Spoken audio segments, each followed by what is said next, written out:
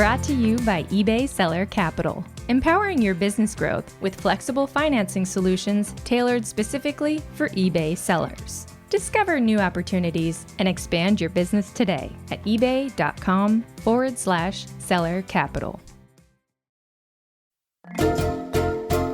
Diana. Christine. It is a great day here, and I am wishing I was at the beach. What's your most memorable beach story? I'd have to say it was the time I went camping with my family at the beach. And I remember my mom getting horribly sunburned, like horribly, where her entire body was red. And then she had to spend an entire week in a tent with no air conditioning. The rest of the week.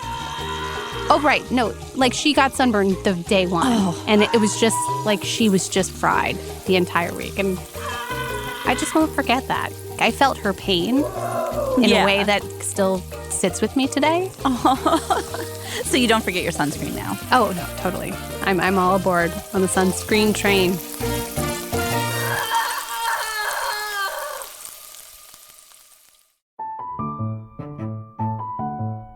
This is From the Ground Up. I'm Inc. Executive Editor Diana Ransom. And I'm Editor-at-Large Christine Lagorio-Chafkin. Today's episode, The Alchemy of Branding. So, Christine, for today's episode, I spoke with Tom Rinks. He's a serial entrepreneur, but you might know him best as the founder of Sunbum. But he's also done a bunch of other things, like he's like the branding savant behind the Chihuahua dog, the Taco Bell Chihuahua dog. Do you remember that? Yo Quiero dog? Yo Quiero Taco Bell. He has another company called Made by Dentists. He's also consulted with many other companies along the way, helping them build their brands. How do you become a branding whiz? How do you get into that? Well, I think it's true for a lot of people that he kind of fell into it. But what's interesting about Tom is that he ended up basically cutting his teeth in this branding world by selling furniture, which was pretty bizarre. But if you actually hear him talk about it, it was in the 80s, he was in his 20s, he had a growing family, and he worked at this furniture store. And he was just trying to raise money to, basically survive. He made money on sales commissions. So he was really motivated to sell a couch to whoever walked in. Sure. But that helped him kind of get a read of people and helped him understand who the person is, what their motivations are, how people tick in a way that was, I think, foundational for his entire branding career. And so he still leans back on that experience. And though some of his terminology or maybe some of his methodology today might seem dated, it was helpful for him just learning how to basically build a brand and to sell going forward. That's great. I can't wait to hear it. It's really probably the most important experience I've ever had was just sales experience, learning how to get people to buy something that I needed them to buy to put food on the table. And so it was a desperation of, okay, I got to figure this out. So what did you do? You learned how to read people. Yeah. Yeah.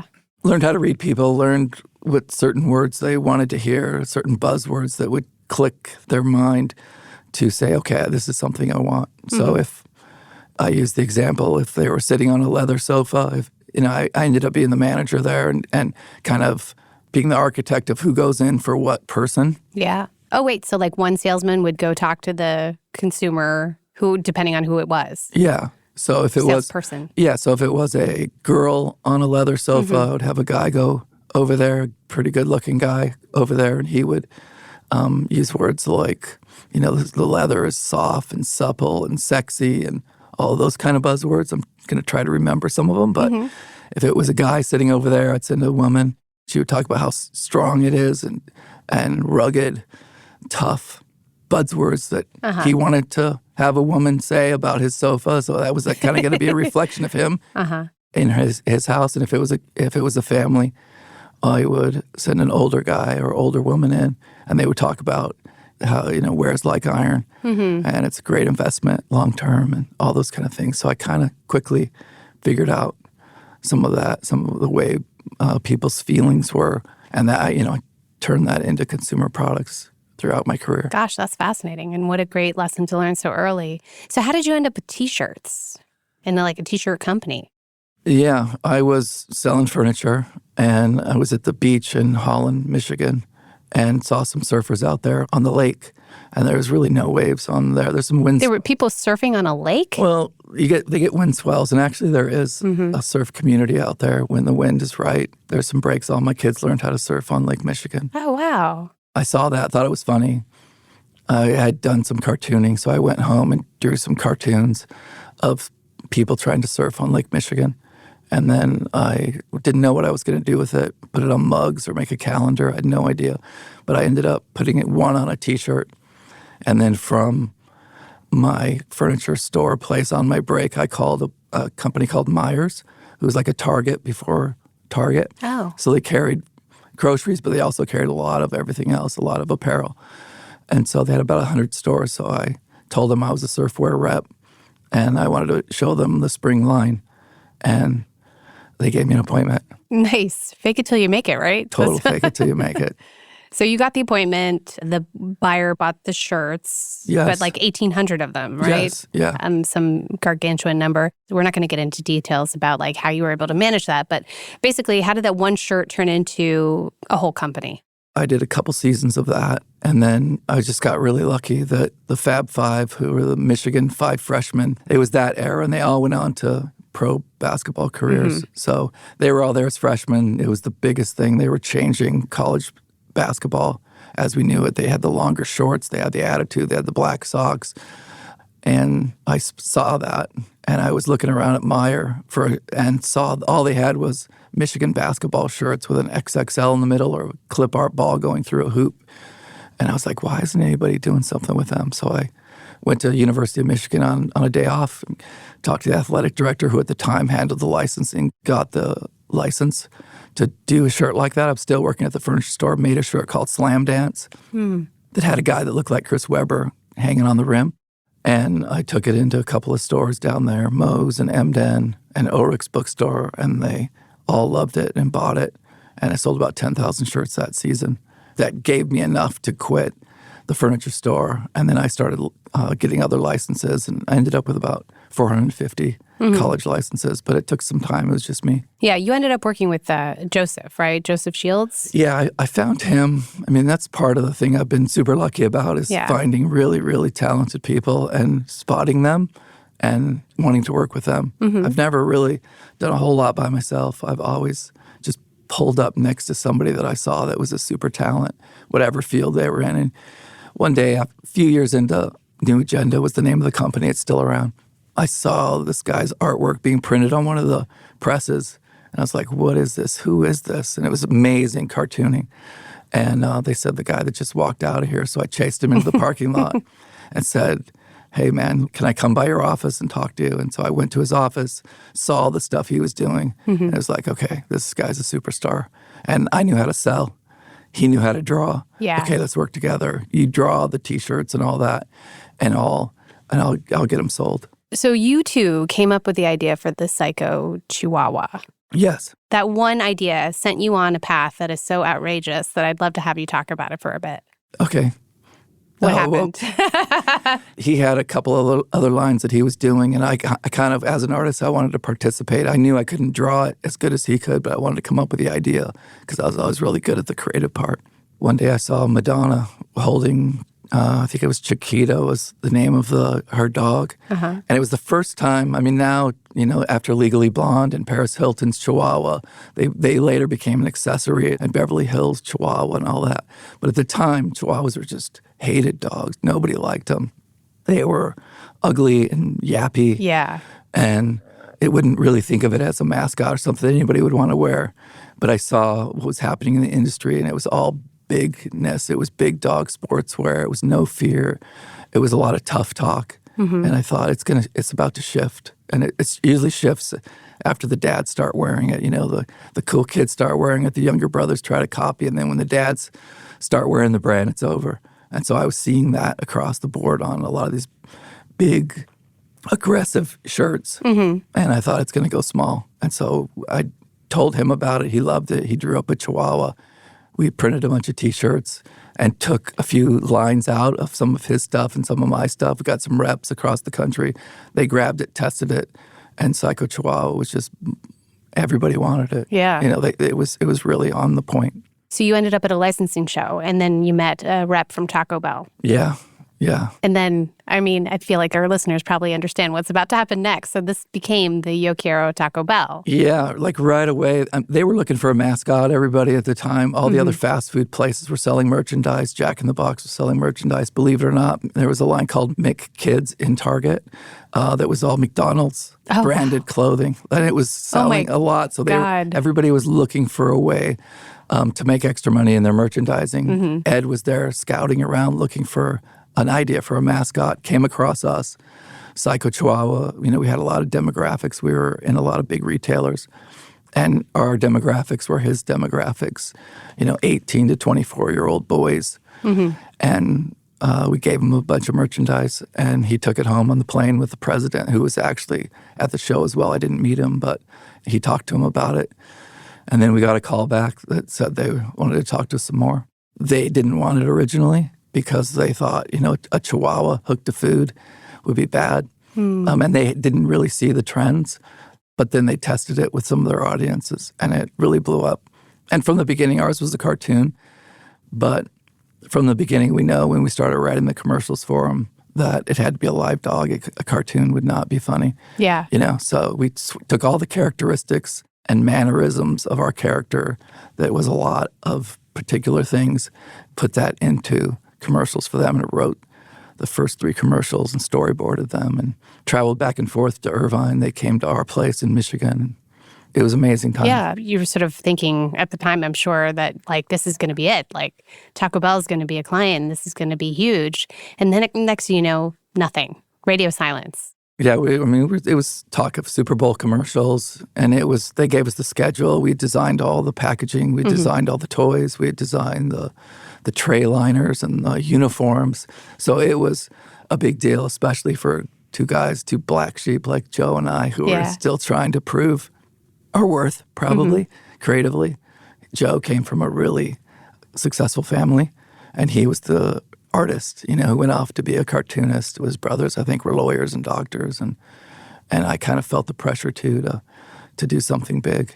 So we were really excited, and it was scheduled to come out right behind that first Batman. I forget who was in it, and then we just, the phone just stopped ringing, and they wouldn't pick up our calls anymore. We had an agent out of New York that was handling everything, thank God. So she had been tracking everything and had the contracts and everything. So. But then they just stopped calling. Right. So then you sued. Yeah. Wow. We thought they weren't going to do it. And then we saw the commercials. Oh, right. They went with another agency, and they got the commercials done. Yeah. With the Chihuahua and everything. Yeah, everything. Yeah. There were our commercials. And fast forward, in the court, everybody was saying, and all the documents and all the discovery, all of our stuff was in the offices of the other creative agency. And they had memos, and the guy that actually met us the first time, his name was Ed Alfaro, and he was a 25-year veteran at Taco Bell, and he ended up quitting over it all in a letter to the president saying it was because he couldn't believe we were stealing it from these 2 guys in Michigan. So it was a crazy, wow.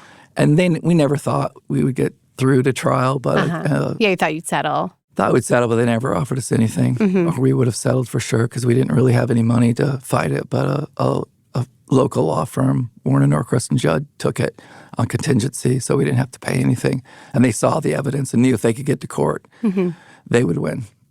Right. We would win. So it was an amazing experience. So just all the great lawyers that Taco Bell had from New York and Chicago, and I got some really amazing lessons of how federal court and trials like that work. Wow. Flash forward, you got the judgment. It was, I think you ended up with, the judgment was $30 million, and then the judge tacked on another extra $12 million for interest payments. So well-deserved, and Thanks. I think it was 5 years you had to sort of endure this, right? Yeah, it was brutal, but it was a super good experience. And we just got the contract. There was no damages for hurt feelings or anything like that. It was just what the contract was that we originally had through our agent. Oh, okay. That's what they awarded us. So if they gave you the money they said they were going to give you. But we had no idea, because we got a little percentage of the toys, and I think they sold 90 million of those dogs. It was toy dogs. It was a real thing. The Chihuahua was everywhere. Yeah, it was a big deal. So anyway, congratulations Thanks. for getting through that. But you also, in the interim, met Renee Canetti, your father was a minister. Yep. Right? And so you were making these Christian films in that world. And then you met Renee. How did that all work out? And how did you start a branding agency from that? Yeah, I had stopped listening in church a long time ago, but my ex-wife wanted us to have our kids to go there, and she wanted to go. So we were at a church, and this pastor came and started speaking. He was opening up his own church. He was probably late 20s, and he just was the first time somebody was like me that was actually speaking, that was living in my world and knew about the Beastie Boys and knew about skating and He mentioned Beastie Boys in his sermon? Yeah. That's cool. Yeah, so it's just like, okay, if we're gonna go, we need to go with somebody like this. I want my boys listening to this guy. So he started a church, and I kind of became friends with him. And then he was wanting to clean up like his cassette ministry, so he was going to hire this guy to get rid of the ums and the ahs. And it was that moment that came through the window. It was just like, no, you do it, man. You could do it. And so I sold New Agenda, the college sports apparel company.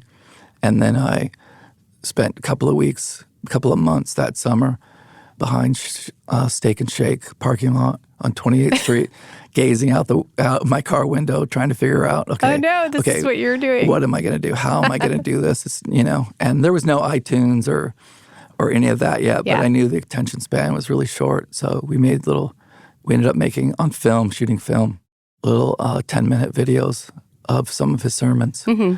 And Renee, I was using him because he was a couple of doors down at an agency. He was helping me with the packaging. And again, it was like, wow, this guy is a superstar. He was incredible. He was working for Adidas back in Copenhagen and other big brands there, and was just head and shoulders above any designer I'd ever seen. But we couldn't afford him because it was a nonprofit. So I told him, this is it. This is my last time I can use it because I can't afford $400 an hour for an artist. And he said, you're going to hire somebody? I said, yeah. He said, hire me. And it was like $40,000 a year, so it was a cut and pay. And I said, what in the world would you? He was an atheist. He grew up hating Christians, thinking it was a joke, making fun of them. Yeah.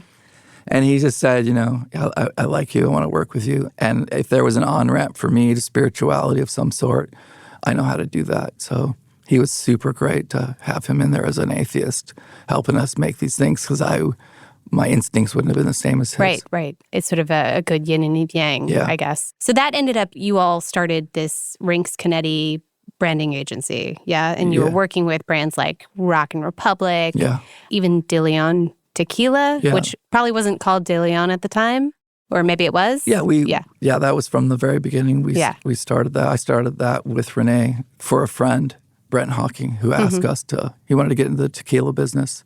And so he asked us to help him build a brand. So we went with him to Mexico and figured out what we could do to make it go. And it was very successful. And Brent was really smart at the business side of it. So again, he knew that world. He was kind of a mobster himself, kind of.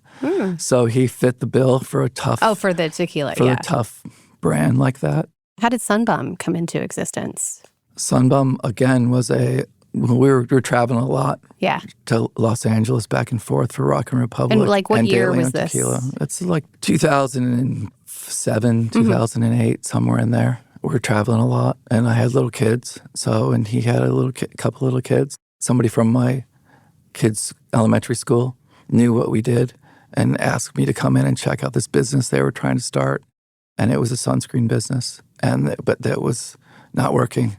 And they were losing a lot of money. He was the owner of it, and he just wanted me to look at it to say if there's anything there or if he should just dump it. So I looked at it, then looked at the market and saw the big gaping hole for sunscreen, for an authentic sunscreen brand, and told him we could build one for him if he wanted it. And usually we would build a brand, and then we'd get a little piece of it, and then move on. They'd pay us for the work, and then we'd get a piece of the company, and that was what we did. And then most of the companies, if not all the companies, sold. So it was really a smart way to do it in retrospect. But so they asked us if we would do it. We built a line for them. We got a piece of it, and then we took it to Surf Expo in January 2010. And it flew right from day one off of it. And Sunbum's whole ethos was more like surf culture first. And I think that was probably important, right? While you're trying to build this brand, you wanted to tap into kind of this subculture. Totally. Yeah. There was no FUBU, if you will, for us, by us. Damon, the guy from Shark Tank, right, started for us, by us. But there was no sunscreen that was being made that was made by beach people for themselves, for their family, to protect themselves. And everything was being made for somebody else. So when you do that and you're not making it for yourself, it changes everything. So if you're making it for your own kids, you care about the ingredients, you care about everything about the brand. And so that really shines through. And so the first thing I had to do was find a group of beach people who were living that lifestyle. You found some beach people. And so I found them, and they became the authenticity. I wasn't the cool surfer guy. They were. So that's why I wouldn't be out front, because nothing that I did. Surfing in Michigan doesn't feel authentic? No offense, Michigan surfers, because they're a cool crowd, but it didn't need to come from Michigan. It needed to come from Florida. Okay, so you went to Florida to find your surfers. Yeah. How'd that go? It was amazing. It was amazing. It was just, what'd you do? Were you just like, I'm going to go to a beach and find some... Yeah, I mean, surfing has so become, what was so attractive about surfing, at least to me growing up, was the counterculture, the long hair, the skinny, the tats, the van life, all that kind of thing. Not the sport. It was just the life that was surrounding the freedom, the free love of that lifestyle. That they didn't sell out. They weren't accountants. They just worked as waiters or waitresses, or just made enough money so they could surf and be on the beach. And they didn't care about houses or cars or any of it. Luckily, I found that group in St. Augustine, Florida. I saw a photo that a wedding photographer took of one of her friends surfing. She was 19. Haley Welsh was the name of the photographer. And I loved it so much. I was like, who is this person? And do you know more people like this? And she said, yeah. I said, okay, rent a house in St. Augustine and bring those people, and we're going to do a photo shoot. And she brought all the characters that everybody has seen in Sunbum since day one, and they all work for the company now still. They all just rose in the ranks, and they're amazing. Sunbum's also carried at surf shops. There's a surf shop in where I go with my family in Duck, North Carolina. And I think that's the only brand that they carry is Sunbum sunscreen. Yeah. So it seems like legit, it is legit. Surfer-oriented sunscreen. It is. I just put the pieces together, but they are the ones that are testing it. They're the ones who are calling all the shots, that are doing the events. They know what's authentic, and they really care. Okay, so the surfers knew where the surf shops were, and that's how you tied into the distribution. Yeah, you just got surf reps that carried other brands, and then they, pick up your brand as well. So when you're at the Surf Expo in Florida, any trade show, you're looking for reps, and so the reps see a line they like, and they have a bag of stuff. They're already going to that surf shop or all the surf shops in their area. And so they pick up another line so they can make a little bit more money. So we were at the beginning, you're at the bottom of the bag. They've got Hurley and O'Neill and all the big brands where they're making their money. And you're just this little thing to maybe give them a few extra bucks for gas money or food, especially at Sunscreen at the time. And then slowly it just blew up. You mentioned the idea of basically finding good people, people who are kind of have this magic, and kind of leveraging those people and that expertise in a way throughout your career. Yeah. How do you do that? How do you know somebody's magical? How do you create that magic together? Well, the first part, how do I see it? I don't know. I just trust my instincts, kind of like Rick Rubin's great book. And when he talks about, he just has a aesthetic and an ear that other people also really like. You know what I mean? So he just trusts if he likes it, there's a lot of people that are going to like it, and that's proven true. And I guess through my career, it's the same way. I really trust my instincts. If I think somebody's cool or authentic, and cool doesn't mean surfer, just in their category, if they're unique or super driven, I really trust my instincts on that. And so when I see them, I just don't hesitate, just like Joe chasing him out to the parking lot or any of them. One of my favorite quotes that I look at all the time is, sometimes there are no second chances. Sometimes there is no next time. There's no timeouts. Sometimes it's now or never. As a kid, I had some points in my life where I didn't move, and that was my only chance to move, and I really regretted it. So if I see something I really like, I go after it. Yeah, I think that's true. You can't sort of second guess yourself. No. Can we stop here for a moment? I want to explore a little more deeply that comment that Tom made about putting the pieces together and finding authentic people to work with. Yeah, so you could hear from his answer. He's all about trusting his instincts and not hesitating, and, finding these people and, like, realizing that this person or this audience or this whoever he's working with has the stuff, like has the magic. And then from there, it's no second chances. There's no redos. There's just go. Yeah, these sound like lyrics to an old rock and roll song. It's just go. No second chances. But anyway, it's interesting. I mean, he's kind of remained behind the scenes so much and let others represent the brand, even though he's played such a major role behind the redesigning of these. Well, he'll be the first person to tell you that he himself is not cool, which I totally admire. Like he knows he's not cool, even though probably he is. Yeah. But in the end, like he finds the cool person, or like he finds the magic, and that's kind of how he's been able to cultivate such a branding career. Yeah. It seemed like with Sunbum, though, he did have more of a personal stake. Well, he was very interested in surfing. Like, so he was a surfer in Michigan. He grew up surfing. I didn't know that one surfs in Michigan. There are big sand dunes in Michigan. Well, you learn something new every day. Cool, yeah. So surfing was a big deal in Michigan. And then from there, obviously there's surfer culture everywhere. There's in, Florida, obviously, he went there and found some folks in Cocoa Beach and just made the magic happen. But of course, surfers in California, surfers in North Carolina, surfers on Long Island. Like there's definitely surfing culture.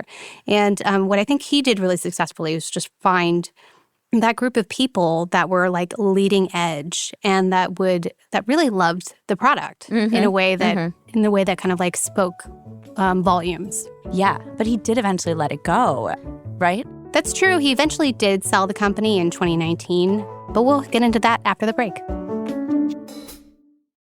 When you run a small business, every decision matters, including who you bank with. At Chase for Business, we offer flexible solutions, from banking and payment acceptance to credit cards and local support, to help you go far. Whether you're just starting out or planning to scale up, we're here every step of the way. Check out chase.com/business to learn more about how Chase for Business is supporting small business owners just like you.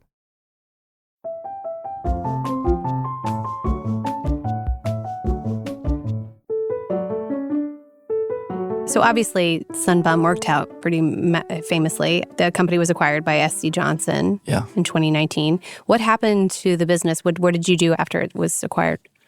I helped put a brand book together for him, a style guide, because they were so great at basically promising, out of all the big companies that were looking to buy us, they were the ones that were like, we'll take care of it. Yeah. They're family owned, so they weren't worried about short term. They were worried about long-term brands. They were going to keep our crew going the way it was going. And I know people promised that, but they've really lived up to that. Kept all the crew, grown it, kept the core group of surfers and beach people and added to it. And it's just become a really great company. So I just put a brand guide together for them for a year and a half so that they would know how to carry it, because it's my baby. And some of my babies have been ruined after they sell. Yeah. And then I don't even want to talk about them anymore. But they were really beautiful at the time, and then somebody buys them and then wrecks them because they don't you want to make sure there's a good steward. Yeah, they don't understand what's behind the public's interest in the company. I mean, that's happened a lot. Like Honest Tea was a good example of a company that was acquired by Coca-Cola, and then they ended up closing it a few short years later. So it definitely happens, and it's sad. Yeah. So I did that for 18 months, and then I moved on because I was too big there, too, a little bit, because I was the founder still standing around and the leader, and there was new leadership. There was starting to be some grumblings of, Tom wouldn't do it this way. Did you ask Tom? It's like, I don't need to ask Tom. I'm the boss. Yeah. So it was time for me to go. So did you go, after that, did you go back into the parking lot and like stare out at the abyss again? No, I went to my house and stared out at the water, relaxed a little bit, started writing a book, which is some of my experiences, and thought that would be cool. But then I kind of met somebody in a group of people that was like, oh, crap, I got to do this now. Yeah. But, so let's talk about what you're doing now, made by dentists. Yeah. So everybody asked me that, like, toothpaste, really? Like oral care? You went into oral care? Well, I mean, sunscreen, oral care. I mean, it's not that shocking. I mean, sunscreen wasn't cool when we got there. Now sunscreen is pretty cool. So you're making toothpaste cool? I think cool is probably, I think so. Making it accessible, breaking down some of the barriers. Like maybe I did in spirituality. Maybe I did in some of the other brands that I've created, is breaking that down so people that don't normally want to talk about it will talk about it. One of my old Sunbum reps put me down as a reference for this oral care company that was looking to, open up in America. And she got the job, and then they asked me to be on the board. And I was like, sure, 4 meetings a year.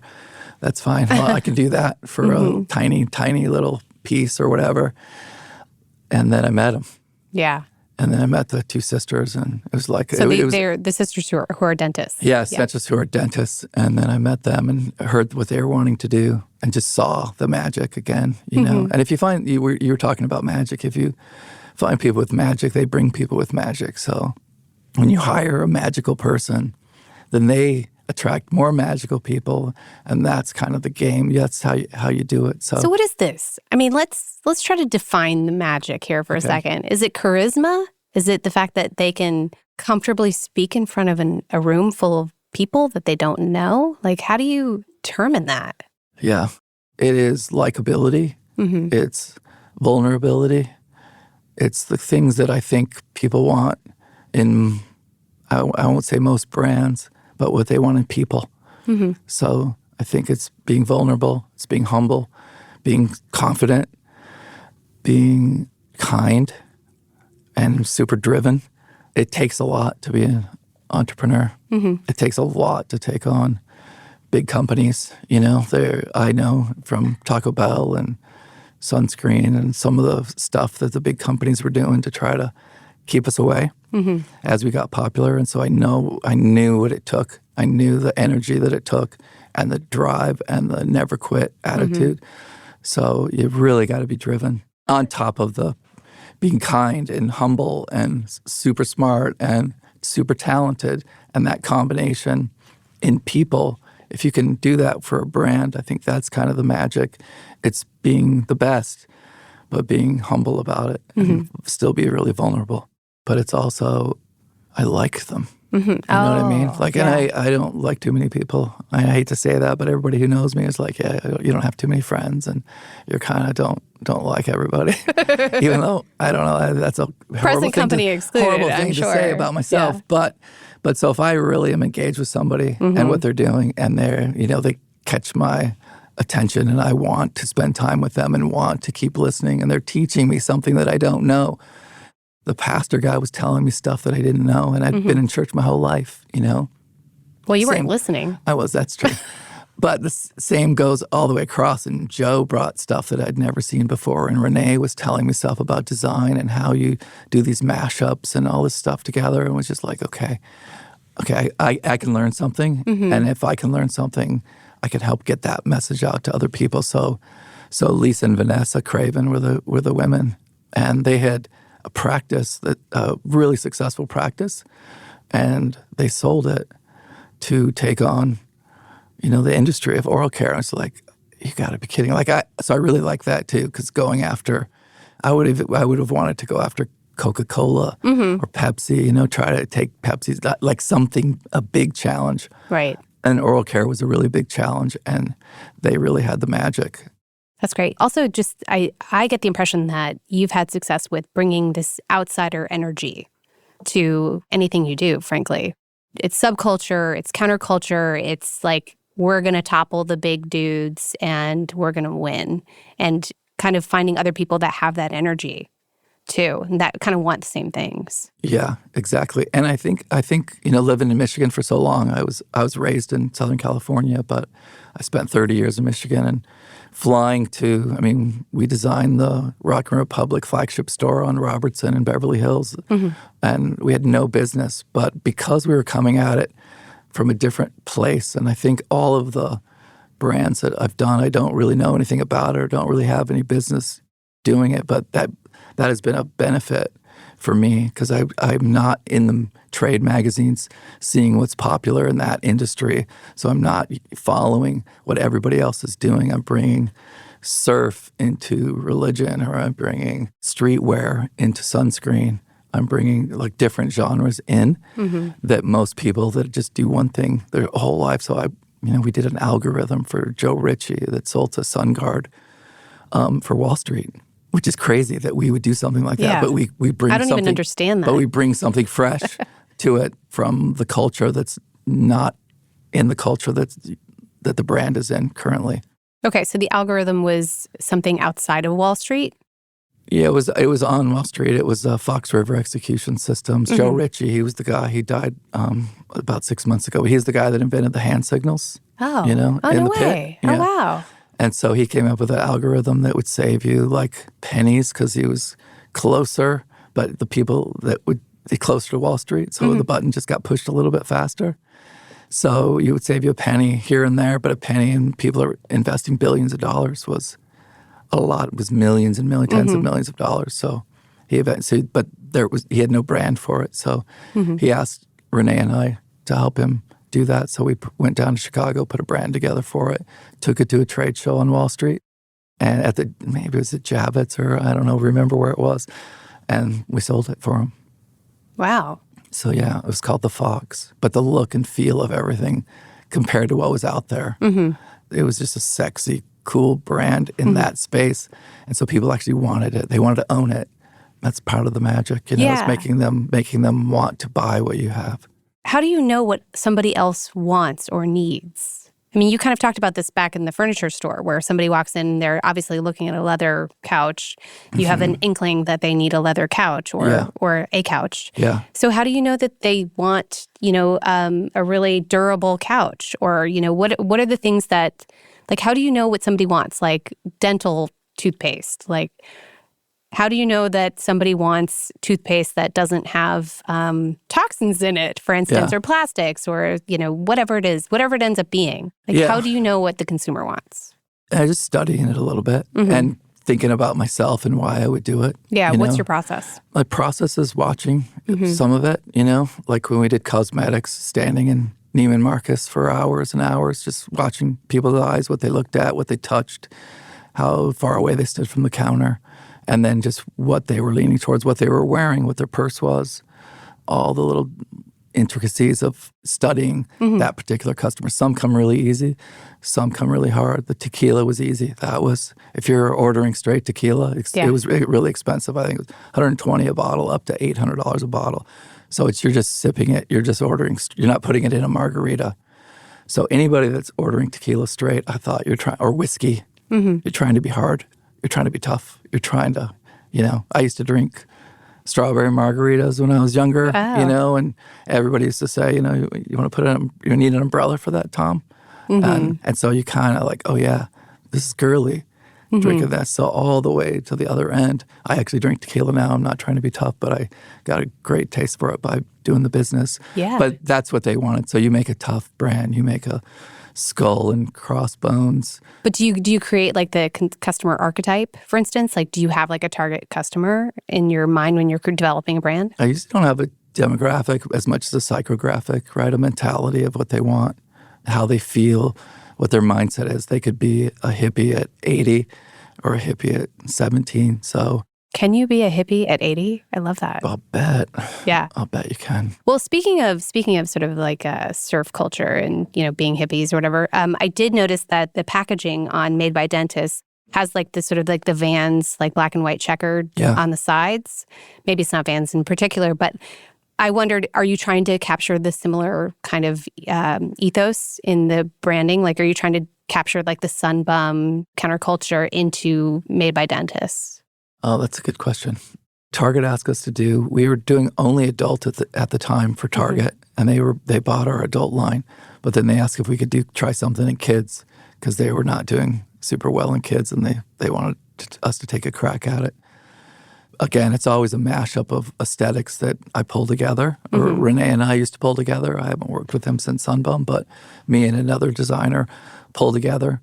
And for this kids line, looking at it all, it was all Disney and Star Wars and Paw Patrol and My Little Pony. And there was just nothing that I would have gotten necessarily for my kid, right, who skates or surfs or all of that. So yeah, pulling from the surf world over into toothpaste sounds really weird.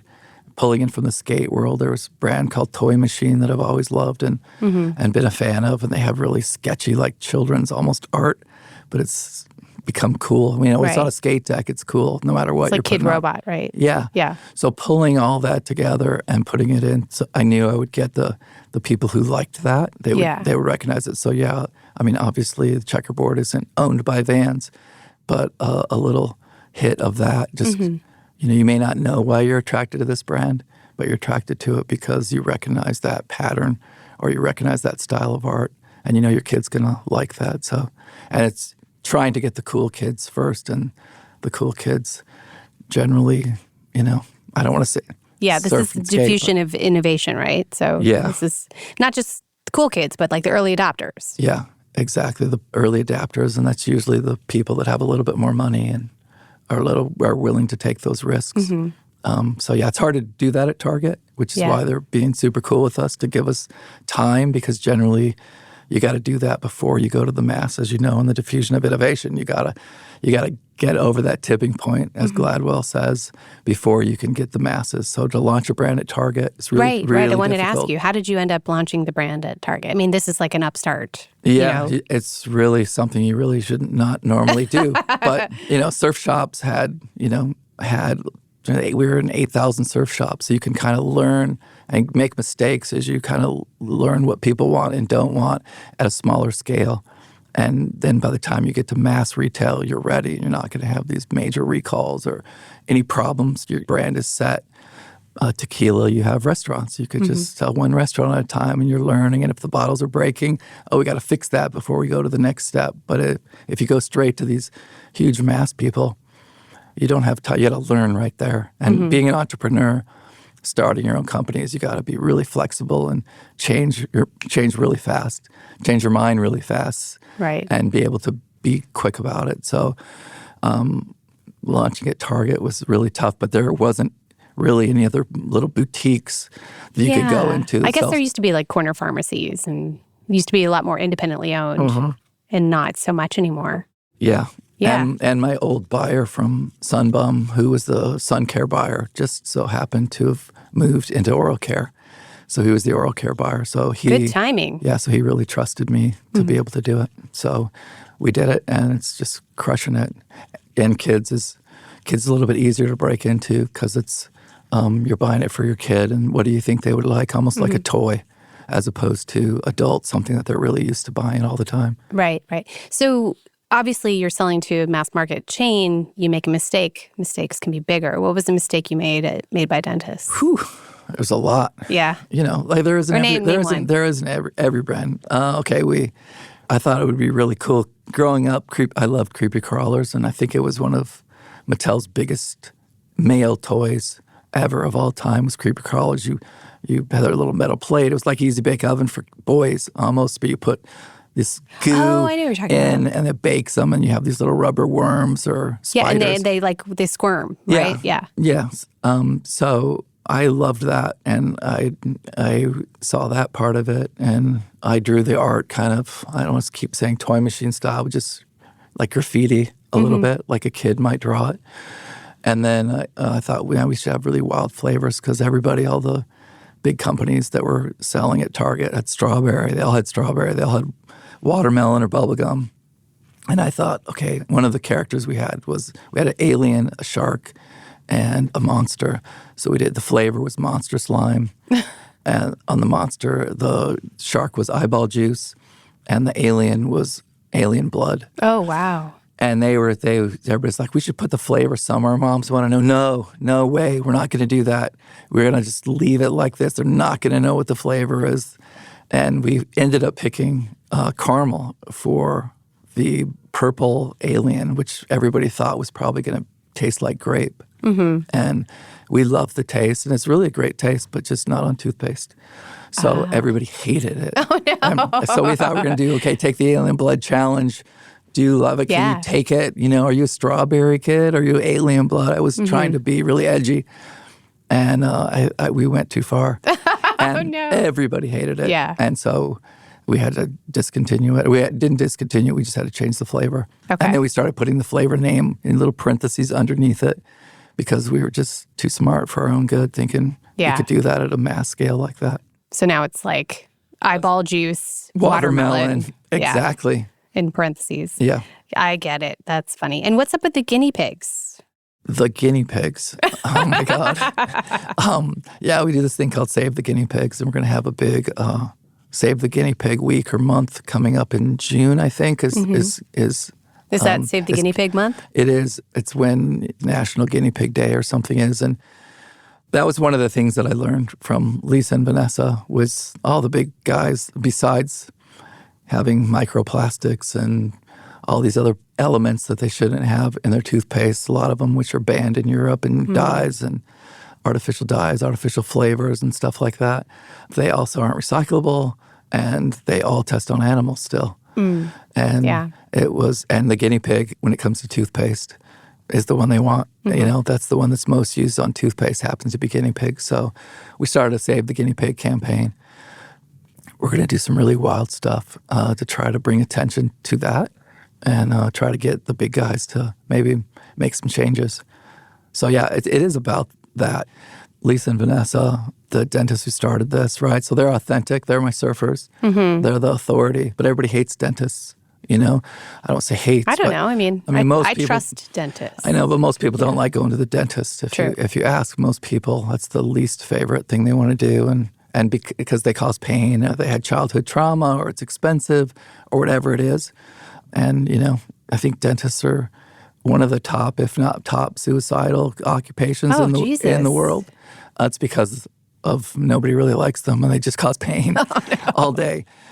Poor dentist. So, hug your dentist, everyone. Yeah, hug your dentist. So they were going to try to take on, you know, the industry like that. I thought, okay, I think I can bring a voice to it and give them a voice that would be relatable to people like me. And they just, again, I thought I knew everything about toothpaste, and I knew nothing about toothpaste or how to brush or what I should be doing. And it's just like, you got to be kidding me. Right. And you think, if I don't know, most people probably don't know. I'm 62. How do I not? How come nobody told me that I'm not supposed to rinse after brushing? Yeah. Like, what? I always rinse after brushing. How are you not supposed to rinse after brushing? You got a mouthful of foam. What are you supposed to do? And they're just supposed to spit. No, you're not even supposed to have foam in your mouth because foam is SLS. And people are putting SLS in their mouth every day and swallowing it, your mouth is the most absorbent part of your body, and everything goes through your bloodstream through there. And so they don't want to put it on their heads, and they don't want it in these products. They don't want parabens in any of these products, but they're putting parabens and SLS and DEA and all these other products in their mouth every day. Toothpaste is the only product that everybody uses every day in America. Everybody, every day. Everybody doesn't drink milk. Everybody doesn't drink bottled water. Everybody, I hate to say it, everybody doesn't go to the bathroom every day. So toilet paper, no. You know, what other product is everybody in every house using every day? And that's why it's such a huge industry that's now been kind of monopolized by these guys who don't change and who won't change because, you know, they're investors. It'll cost them more money to put better ingredients in there. But they also maintain this like chokehold on the toothpaste aisle, for instance. Like they're everywhere. It is a chokehold. Yeah. And in every aisle that I've ever been into in big retail stores, there's mandatory. You got to use recycled this. You can't have this ingredient. You can't do that. You have to guarantee you're going to move towards this.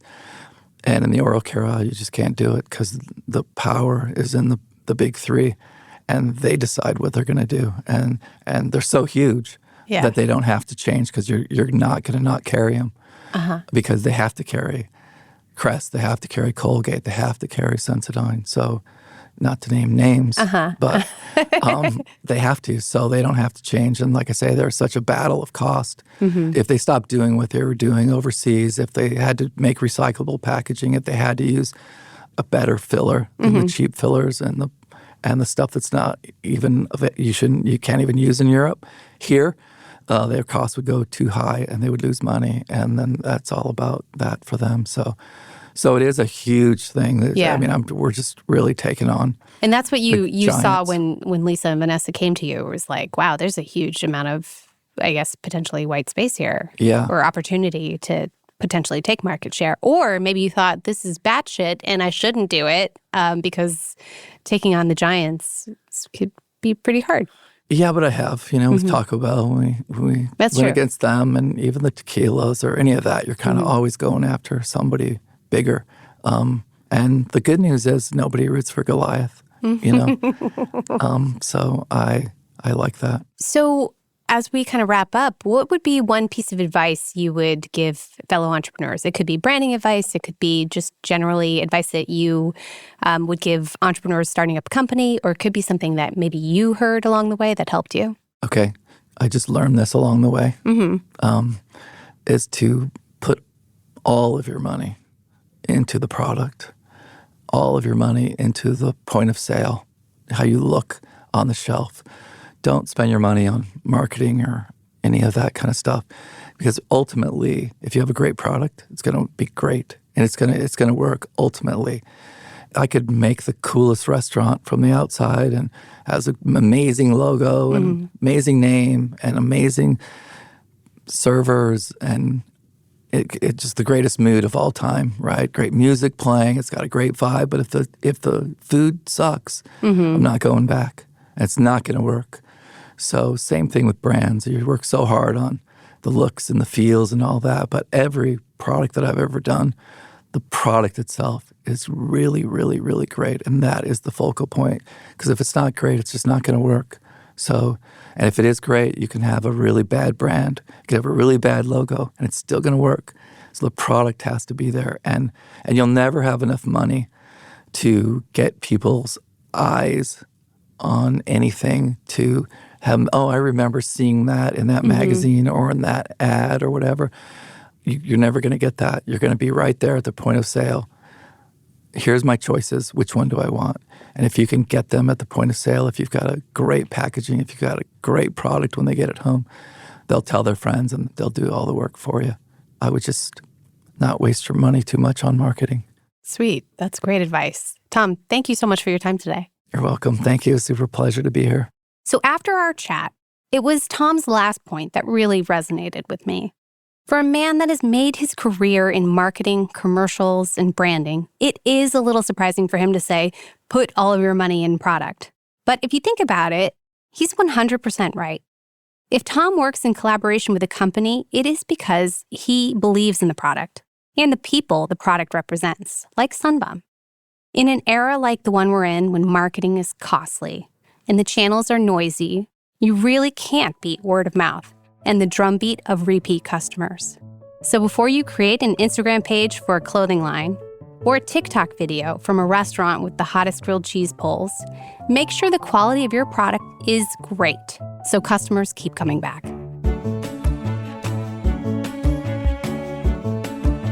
That's all for this episode of From the Ground Up. Be sure to subscribe on Apple Podcasts, Spotify, or your podcast platform of choice. Also, if you liked this episode or have topics you'd like to hear about, leave us a review on Apple Podcasts or reach out to us on Inc.'s social channels on LinkedIn, Blue Sky, or Instagram. From the Ground Up is produced by Mariam Kiparoitze and Avery Miles. Editing by Blake Odom. Mix and sound design by Nicholas Torres. Our executive producer is Josh Christensen. Thanks for listening, and we'll see you next week.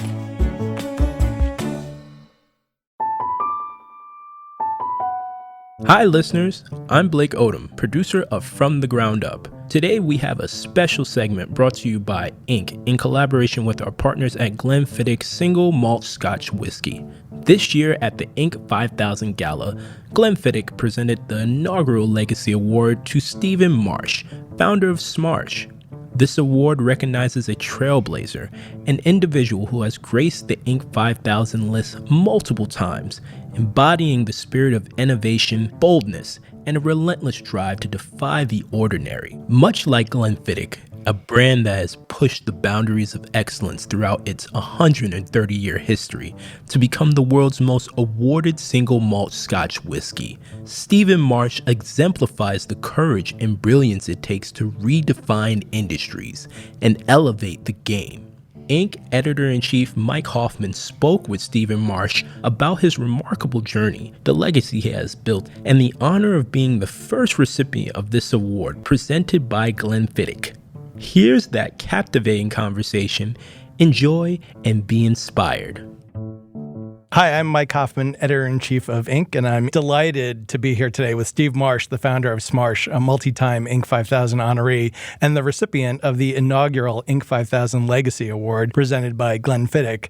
So, Steve, thanks so much for joining me. Thanks for having me. I'm excited to be here, Mike. Oh, yeah, this is great. So let me get this straight. You've been on the Inc. 5000 list 17 times so far. I think that's correct. I think 17 times. We double-checked it. So you've been on the list 17 times, and how many years has the company been in business? Since 2001, so about 23, I guess. So you've been on the list more than you've not been on the list in the 23 years of your corporate life. I think once we finally made the revenue threshold, we made the list and have been on it since. Well, congratulations. It's amazing to make the Inc. 5000. It's amazing to make the Inc. 5000 a couple of times, and to make it 17 times puts you in really rare air. Only a few companies have made it more than 15 times, so congratulations. Now, you started the company in 2001, is that right? That's right. And your name is Steve Marsh, and the name of the company is Smarsh. Do I have it right that your original email address had something to do with the ultimate name of the company? I incorporated to do consulting work, never thinking that the business name would see the light of day. It was just incorporated as Smarsh Inc. because Marsh was taken by the large insurance company, so we couldn't use that. My friends at the time, my coworkers, had all called me Smarsh because that was like my email handle. So I said, hey, let's just go with that. The domain name was available, and many years later, with a larger marketing department and more resources available to us, more domain names available to us, we still decided to keep the name Smarsh. But that should serve as proof that I never had intention of building this business into anything. So who was your first client? My first client was a small brokerage out of Boston, Massachusetts, and a friend of mine had worked there and had told me about this need to archive communications for regulatory compliance, and I knew virtually nothing. I mean, I knew absolutely nothing about that. I knew that I needed to make some money to pay rent and that I had some technology skills. So I set out to actually help them implement a solution that I thought I would source from another vendor, and quickly found that there weren't other vendors out there doing this, at least to service the small and mid-sized companies. The business at that point pivoted from being a consulting business to being the archiving and communications intelligence business that it's become today. When you started on the hockey stick-like trajectory of growth, what was the sort of first moment, if you remember, where you kind of knew, oh, this is like not just a consulting business, this is a real business, a technology business, and actually it's a fast-growth technology business? One moment that comes to mind is, we had a large competitor in an adjacent space. They weren't archiving the way we were. They did data backup or something. And they made an offer to buy the company really in our first year of effort in trying to sell, the archiving service. And it was hard as a founder to turn down, I think it was like $1 million, but it was complicated, but we passed on it. And that was a great decision. But that really validated for me that we had built something that was at least perceived to be of value to someone else. And of course, making the Inc. 5000 list for the first time after applying earlier that year and not being able to apply the year prior to that because we weren't big enough. We didn't meet the revenue thresholds. Anyway, when we made that list, that was fantastic validation for all the hard work that we had done. It gave us a sense of credibility when we would go out to our customers by being able to put the Inc. 5000 recipient logo on our emails and on our website. And that actually helped us grow to the next level beyond that. And you at some point took growth capital, private equity, is that right? We did. It wasn't until 2007. First investors were minority investors in 2007. And ironically, the point at which they became interested was a point at which we no longer needed money. And I think many founders probably go through this. When you're trying to raise money, it's a lot harder than when you don't need it. When you don't need it, everybody seems to come out of the woodwork, and then they try to convince you why you should take money. I think that was a key moment where we realized we needed to significantly upgrade our technology infrastructure if we wanted to win bigger and bigger customers. We were making incremental changes every year. The rip and replace that you hear technology companies go through, where every 6 months or so we were taking out old equipment and replacing it with new, bigger, and better equipment. And that really just wasn't scalable. It was becoming a distraction to have to keep going through those projects every 6 months or so. By raising capital, we were able to get off that hamster wheel, and we were also able to start making some acquisitions. It became a part of life from that moment forward. What did you learn about business ownership and business leadership going through the process of acquisitions? We gained access to people who had operated at the level beyond where we were, which is a pattern we'll see occur over and over in our business. But there were smarter people who had more experience in a variety of areas, and they presented some of the reasons why we would want to do some acquisitions. They also educated me and the rest of my team on how to do them. But it taught me that there are a variety of ways to help grow the business. You probably don't want to grow your business just doing acquisitions, although that does create value for a lot of companies. But for us, it was a combination of organic growth through innovation and product development and serving our customers with different products and services, and making some of these acquisitions to bring in new technology, to bring in additional competitors, to bring in more expertise than we otherwise would possess. And today that trend continues. We're trying to bring in more AI expertise, for example. We might look to do an acquisition there. Can I ask, where are you guys at revenue now? We are about $500 million. And what's the fastest growth part of the company right now? There's a lot of focus on leveraging the data that we have stored on behalf of our customers. So if you think about the initial use case, for those that don't know, is that we help customers by storing their electronic communications so that they can meet regulatory requirements. You have to have this stuff. You have to be able to produce it. That's kind of the baseline service. But what we've found is that over the years, you start to amass more and more really valuable information on behalf of our customers. So we have years and years worth of emails, text messages, Zoom calls, whatever it may be.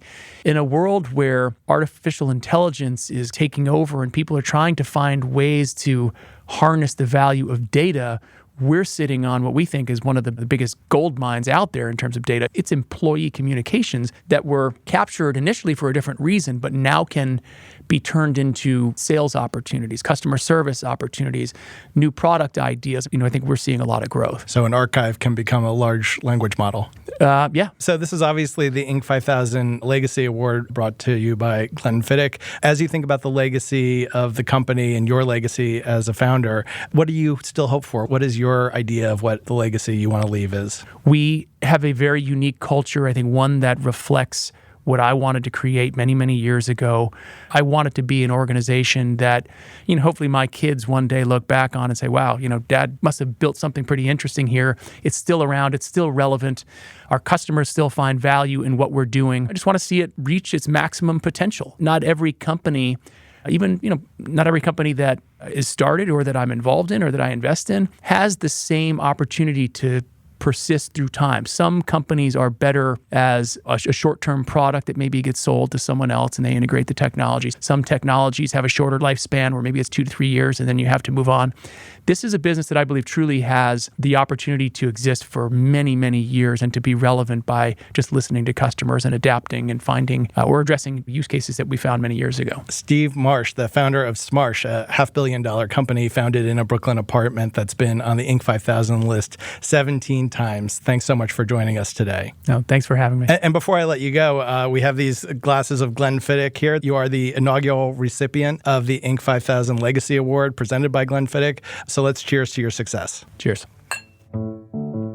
Congratulations again to Stephen Marsh. And I couldn't end this episode without getting a little taste of Glenn Fiddick myself. And since I got a bottle right here, cheers to you listeners with Glenn Fiddick, the world's most awarded single malt Scotch whiskey. Drink responsibly. Glenn Fiddick Single Malt Scotch Whiskey is copyrighted 2024 and imported by William Grant & Sons, Inc., New York, New York.